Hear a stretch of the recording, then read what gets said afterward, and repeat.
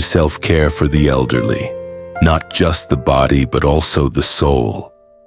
No more rushing for trains, no more attending endless meetings, no more chasing deadlines.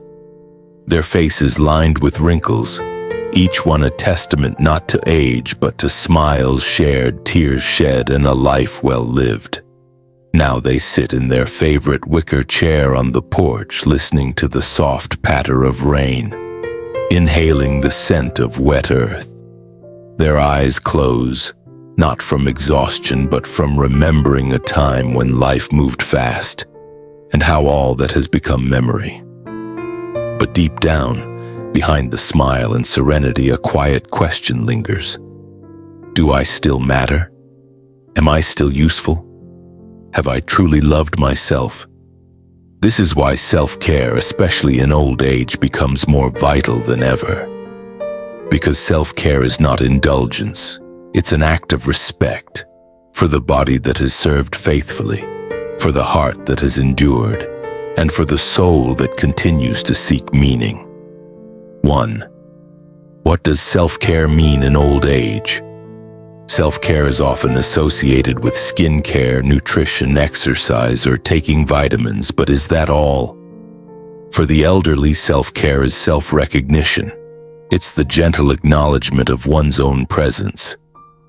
It's about honoring your own existence, forgiving your past, and tending to your remaining days with grace. In the context of aging, self-care consists of 4 essential pillars. Physical, keeping the body safe, healthy, and comfortable.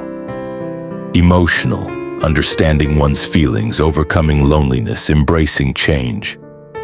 Mental, staying curious, keeping the mind sharp, feeling valued.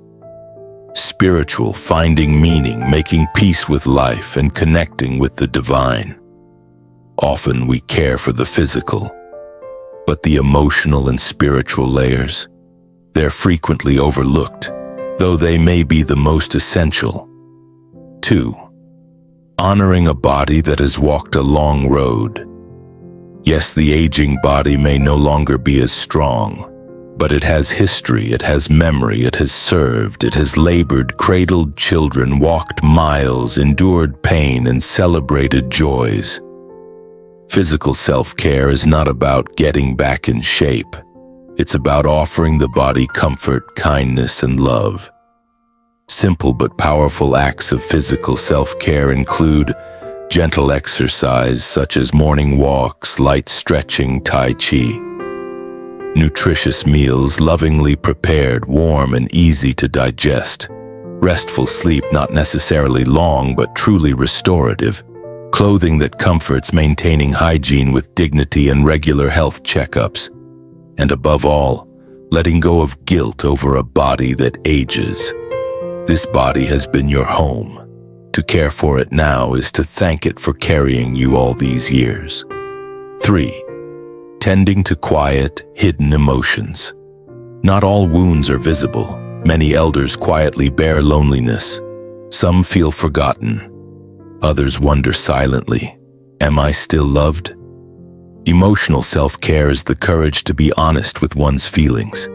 It's the space to feel without judgment.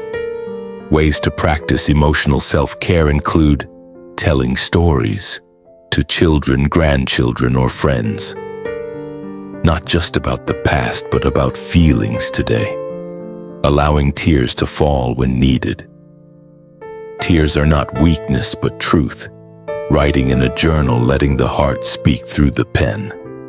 Forgiving, especially oneself. Releasing the weight of old regrets. And perhaps most important, asking for company. Not for help, but simply to be seen, heard, and valued. 4. Never let the mind stay still. There's a myth that elders no longer need to learn. But in truth, learning keeps the mind alive and the heart young.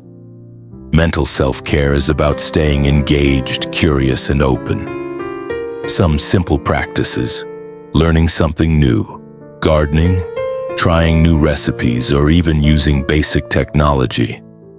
reading or listening to books, talks, or podcasts on meaningful topics, joining community groups, attending social or religious gatherings, staying curious, asking questions, and sharing ideas with others. When an elder feels I still have something to explore, their confidence grows and their joy deepens. 5. Spiritual care. A peaceful soul is a healthy one. Old age is not just about counting years. It's about drawing closer to what truly matters. Spirituality becomes the center of self-care, not necessarily religion but reflection. Surrender. Peace.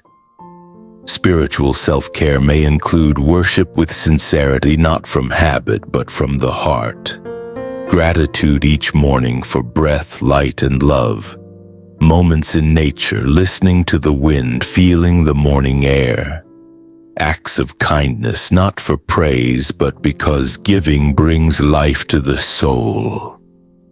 A calm soul is not one without sorrow, but one that accepts, forgives, and lets go, honoring the self in life's final seasons.